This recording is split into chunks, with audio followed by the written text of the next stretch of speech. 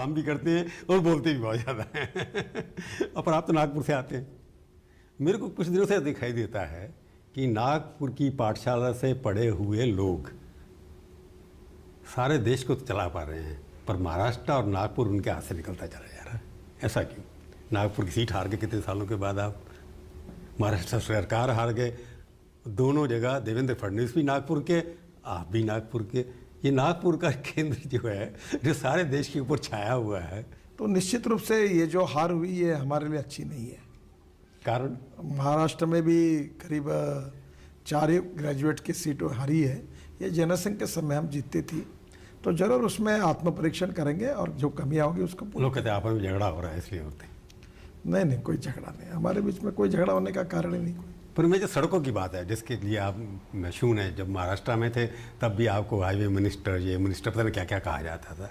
यहाँ भी आए, आपने एक नारा दिया कि मैं 30 किलोमीटर 25 किलो, आपके आंकड़े भी मोदी जी की तरह ना बड़ी बात रखते हैं ताकि कुछ तो अचीव होगा। तो आपने 2020 के भाषण में कहा था कि 60 किलोमीटर की मैं टारगेट रखना चाहता हूँ, एक भाषण में आपने कहा था। फिर आपके आंकड़े आए 30 किलोमीटर के ऊपर, 30 से 60 किया आपने कि मैंने 30 अचीव किया है, फिर 60 करूँगा। पर अब जो आंकड़े आपकी वेबसाइट पे दिखा रहे हैं कि आपको 20.1 किलोमीटर अचीव हुआ, तो 1/3 टारगेट से आना ये आपकी, क्योंकि Gadkari is not known for anything fanciful, क्या गलती होगी? पहली बात तो मैंने 60 किलोमीटर का कभी कहा नहीं था। भाषण है आपका। हाँ, पहले हमने जो कहा था वो 40 किलोमीटर का कहा था, और अभी आज के इस दिन में 28 किलोमीटर का एवरेज है, और अभी फरवरी महीना खत्म, पूरा मार्च बाकी है। तो पूरे मार्च में मेरा विश्वास है कि हम लोग 40 किलोमीटर तक जाएंगे, और मैंने 40 किलोमीटर का कहा था। तो टारगेट स्वाभाविक रूप से पूरा करने में समय लगता है। इस साल कोविड होने के बाद में भी हम 28 किलोमीटर पर हैं, और मेरा विश्वास है कि मार्च एंड तक हम 40 तक चले जाएंगे, और इस टारगेट को कोविड का कार्यकाल होने के बाद भी 40 का एवरेज कितना बनेगा? सर प्रभु जी, आप एक बात मेरे बारे में ध्यान में रखना कि मैंने जितने डिक्लेरेशन कर लिए उसके, मैं जब से मंत्री बना तब का आप अध्ययन कर लेना। जो मैंने कहा 101% मैंने किया है।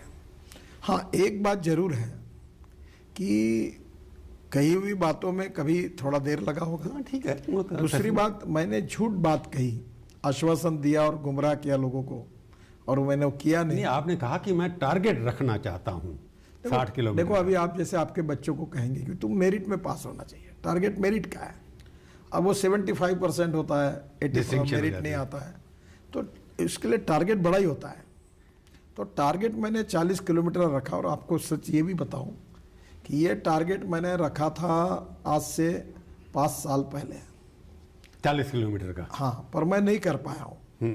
इस साल शायद मार्च एंड में, मैं शायद बोल रहा हूँ बरा, मैं शायद ये टारगेट पूरा करूँगा कोविड होने के बाद में भी।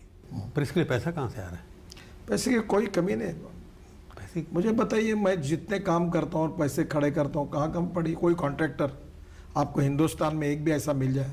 देखो, पिछले मेरे रेजिम में मैंने 17 लाख करोड़ के काम किए, जो shipping, ports, Namami Ganga, water resources और हमारा road ministry. Actual expenditure 17 lakh crore रुपए किया, अवार्ड किया, टोटल वर्क अवार्ड। एक तो है कि आपने कॉन्ट्रैक्ट अवार्ड कर, इनोवेटिव मॉडल्स थे। हाँ।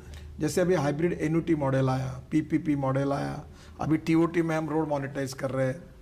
अलग अलग प्रकार के मॉडल्स तैयार करके पैसे खड़े होते हैं, और मैं बैंकों में भी ऐसे मॉडल दे चुका हूं कि मुझे काफ़ी पैसे लोग देते हैं। नहीं, कई लोग, जैसे यूपीए के ज़माने में कई कॉन्ट्रैक्ट अलॉट हुए थे, पिछले आपकी पहली टर्म के अंदर भी कॉन्ट्रैक्ट अलॉट, लोग काम करना नहीं चाह रहे थे, कर वायबिलिटी नहीं थी, पैसा भी नहीं था। वो नहीं था प्रॉब्लम ये था कि जब मैं मंत्री बना तो 403 प्रोजेक्ट 3,85,000 करोड़ के बंद पड़े थे, और प्रोजेक्ट बंद होते कॉन्ट्रैक्टर के 90% सरकार जिम्मेदार थी। लैंड एक्विजिशन नहीं हुआ समय पर, एनवायरमेंट फॉरेस्ट का क्लियरेंस नहीं मिला, रेलवे आरओबी के क्लियरेंसेस साल 2 साल 3 साल नहीं मिले, उसके साथ यूटिलिटी शिफ्टिंग नहीं हुई। मुझे बताइए, अगर जगह नहीं मिलेगी तो रोड क्या हवा में बनेंगे क्या? और आपको सबसे पहले ये हमारी मोदी सरकार की अचीवमेंट है कि मैंने उस समय बैंकर्स, कॉन्ट्रैक्टर्स और हम अधिकारी बैठकर पंचायत बिठाता था, और 3,85,000 करोड़ के 403 प्रोजेक्ट में से 40,000 करोड़ के प्रोजेक्ट हमने टर्मिनेट किए और बाकी प्रोजेक्ट में सोल्यूशन निकालकर, मार्ग निकालकर वो पूरे किए। आप उस समय की लिस्ट अगर देखोगे तो उसमें 99% प्रोजेक्ट पूरे किए और मैंने हमारे डिपार्टमेंट ने हिंदुस्तान की बैंकों को 3 लाख करोड़ के एनपीए से बचाया। नमस्कार, मैं हूं अंजना ओम कश्यप। हमें उम्मीद है ये वीडियो आपको पसंद आया होगा। लेटेस्ट खबरों के लिए यूं ही देखते रहिए आज तक और इस वीडियो के पसंद आने पर लाइक, शेयर एंड सब्सक्राइब करना ना भूलें।